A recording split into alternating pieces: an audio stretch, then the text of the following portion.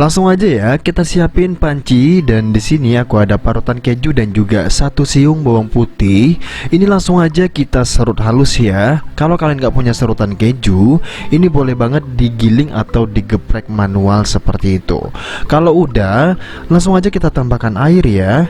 Untuk airnya di sini kita tambahkan 200 ml, pakainya air biasa ataupun air mentah.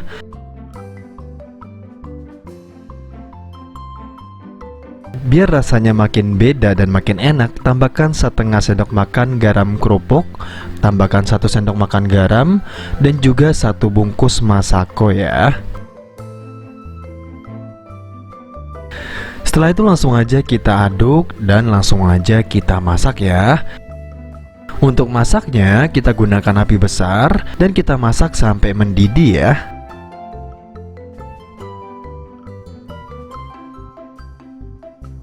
Lanjut, di sini aku udah siapin 100 gram tepung terigu, pakainya pro sedang atau tepung cura, dan kita tambahkan 150 gram tepung aci ataupun tepung kanji ya. Kalau udah dalam keadaan air yang masih mendidih, langsung kita masukin airnya kayak gini nih.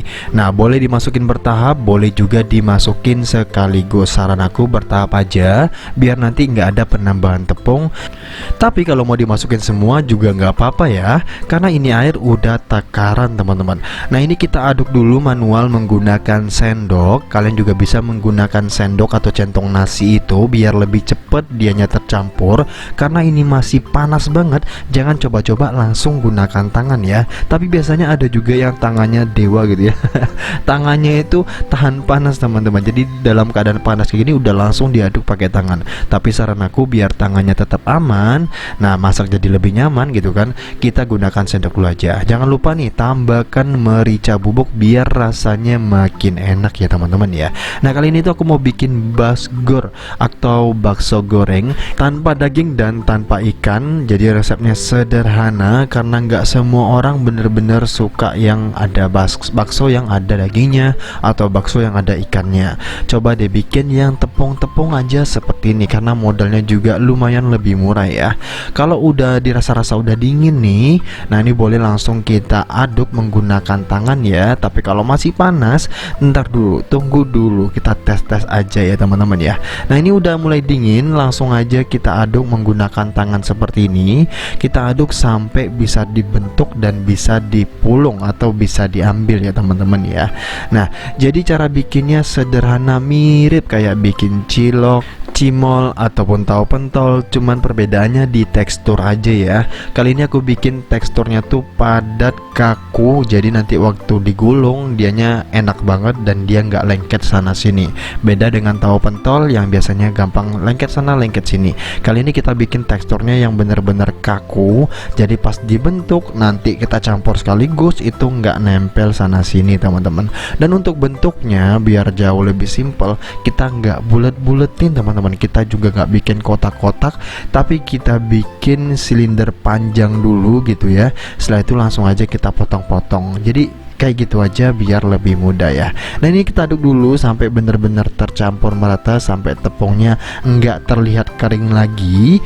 Kalau udah baru deh kita ambil telenan dan langsung aja kita giling teman-teman. Kalian bisa gunakan alas ataupun telenan kayak gini ya. Kebetulan aku ada telenan yang di sini stainless, di bagian bawah itu plastik teman-teman. Jadi bisa dimanfaatin untuk dijadikan alas juga. Nah, ini kita ambil secukupnya adonan dan langsung aja kita gelinding atau kita roll seperti ini pakai tangan aja, jadi nggak perlu pakai alat. Cukup kita gelindingin terus kayak gini, dan setelah dia tipis atau udah mulai kecil, kita langsung potong-potong ya. Kalau ini masih tebel menurut aku, nah jadi kita giling-giling terus caranya kayak gini. Dan ini kalian bisa lihat sendiri teksturnya tuh kaku ya, jadi nggak lembek sama sekali dan nggak nempel sana sini. Nah, kurang lebih segini aja udah cukup menurut aku. Kalau udah seperti ini, langsung aja kita ambil pisau dan langsung langsung aja kita potong ya. Potongnya kurang lebih segini aja ya teman-teman ya. Nah simpel kan ya, jadi nggak perlu habis dipotong dan kita bulat-bulatin, itu nggak perlu ya. Kalau cimol itu biasanya kan habis dipotong kita bulat-bulatin lagi, tapi ini nggak perlu ya, cukup seperti ini aja karena nanti kita mau tusuk ke dalam sate ya teman-teman ya. Jadi cukup dipotong aja dan langsung kita masak. Dan ini dia hasilnya setelah aku potong semuanya, jadinya sebaskom sebanyak ini loh, cuman 100 gram tepung doang. Nah ini langsung aja kita masak tanpa dikasih minyak goreng ya teman-teman ya. Langsung kita rebus dan kita masak sampai adonan ini tuh mengapung. Kalau udah mengapung kita biarkan 2-5 menit dulu. Setelah itu langsung aja kita angkat dan kita tiriskan, kita dinginkan sesaat biar nanti kita mudah atau nggak terlalu panas untuk ditusukin ke satenya teman-teman.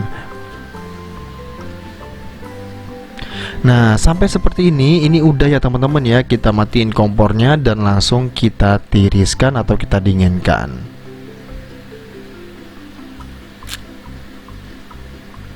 Lanjut ya, di sini aku siapin tusuk sate, pakainya tusuk sate biasa yang kecil aja, jangan yang gede. Sayang kebuang-buang, apalagi sekarang ini kayak sampel gitu kan. Dulu itu sampel dibikin gede kayunya karena sampel itu sebogem teman-teman, segede itu. Tapi sekarang sampel itu kecil-kecil tapi masih pakai tusuk sampel yang segede gaban itu. Jadi saran aku disesuaikan ya. Jadi kalau misalnya isiannya sekecil ini, kita pakai yang kecil juga, termasuk sampel. Sampel pun juga gitu.